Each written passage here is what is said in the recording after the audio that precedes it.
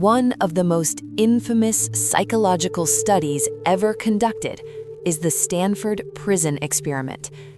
It has long been presented in many introductory psychology textbooks as powerful evidence of a terrifying concept. When ordinary people are placed in an environment of absolute power, they can become cruel. The standard narrative tells us that in August 1971, 24 healthy college students were randomly assigned as guards and prisoners. Within just 6 days, the guards developed sadistic behaviors, and the prisoners suffered severe emotional breakdowns, forcing the experiment to end abruptly.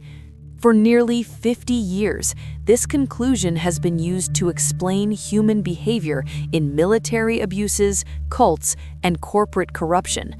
But what if the data we have been taught is fundamentally flawed? Archival evidence and recent investigations reveal that the cruelty observed in the basement of Stanford University may not have emerged naturally. Today, we will examine the methodology of Philip Zimbardo's study, the presence of demand characteristics, and the hidden instructions given to the guards. Let's map the true psychology of the Stanford Prison Experiment. The illusion began with startling realism. On August 14th, the Palo Alto Police Department, cooperating with the researchers, unexpectedly arrested the prisoners directly from their homes. They were formally charged with armed robbery, fingerprinted, and transported to the basement of the Stanford Psychology Building, which had been converted into a makeshift jail. The researchers' goal was complete depersonalization. The prisoners were stripped, forced to wear uncomfortable smocks, and shackled at the ankles. They were no longer individuals. They were referred to only by ID numbers. The guards, working in 8-hour shifts, were given wooden batons, khaki uniforms, and mirrored sunglasses to prevent any eye contact. The stage was perfectly set for an objective observation of human behavior, or so the public was told. The official narrative insists that the guards' descent into cruelty was a completely natural, spontaneous reaction to their new power. But archival records reveal a crucial, overlooked detail: the orientation meeting. Archival recordings indicate that Philip Zimbardo and his team provided explicit guidance to the guards before the study began. In documented instructions given before the study began, Zimbardo told his guards, "You can create in the prisoners feelings of boredom, a sense of fear to some degree. We're going to take away their individuality in various ways. We will have all the power, and they will have none." From a modern methodological perspective, this would be considered a serious flaw.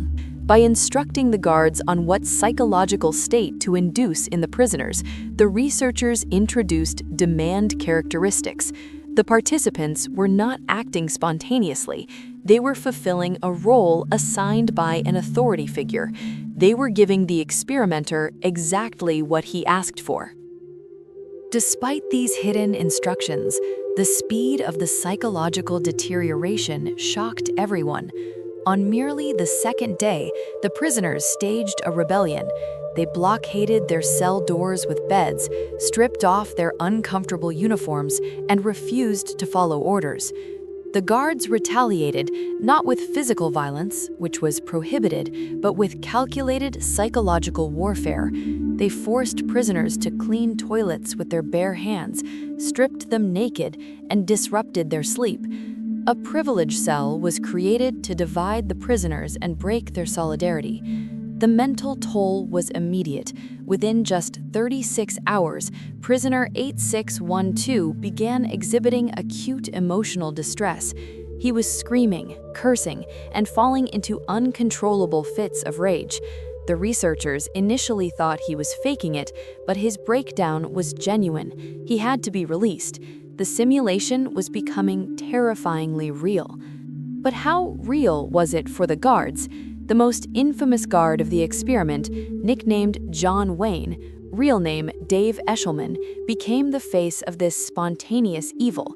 Yet decades later, Eshelman made a striking admission that shattered the experiment's core conclusion. He revealed that he was consciously acting. In his own words, "My agenda was to be the worst guard I could possibly be. I believed I was helping the researchers get results." Eshelman treated the experiment as an improvisational acting exercise.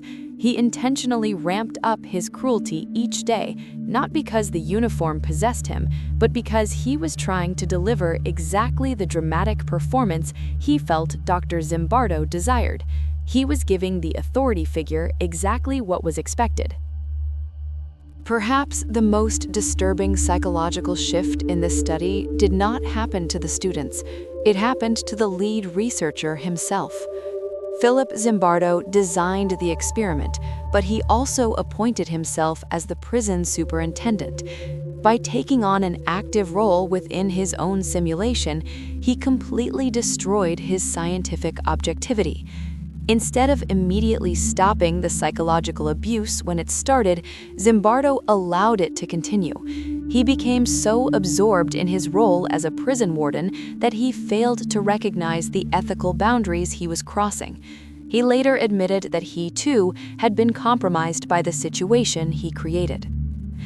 The Stanford Prison Experiment was scheduled to last for 14 days. It was abruptly shut down on day 6. The conditions had deteriorated significantly, and the psychological distress reported by several prisoners had become so concerning that continuing the simulation was deemed unethical. But the end of the experiment was only the beginning of the myth. Zimbardo's shocking conclusion was broadcast to the world. When ordinary people are given anonymity and power over depersonalized others, they easily become evil.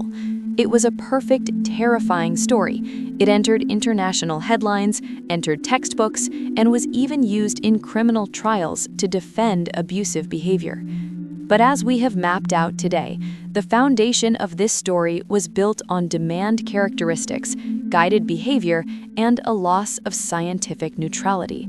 The evidence suggests that at least some of the cruelty was shaped by expectations and guidance from the research team. The Stanford myth relies on the idea that everyone in the basement became a monster, but the data tells a completely different story.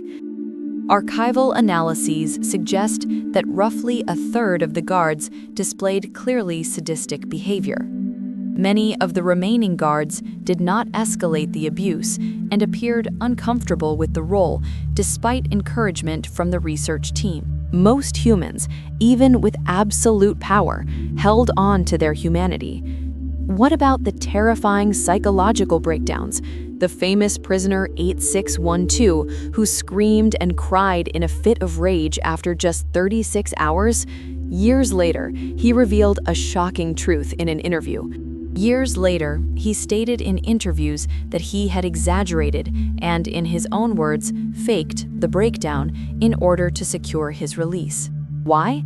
Because the guards took his textbooks and he desperately needed to get out to study for his graduate exams. Why are these facts so frequently ignored in psychology textbooks? Over time, the Stanford Prison Experiment has often been interpreted as supporting a fatalistic view of human nature. It taught us that human nature is inherently corrupt and that we are merely helpless victims of our biology and our environment. It provides a convenient excuse to strip away personal accountability. If we believe that becoming a monster is an inevitable reaction to the system, we trap ourselves in the worst form of helplessness. We stop trying to improve corrupt institutions, believing the outcome is already written.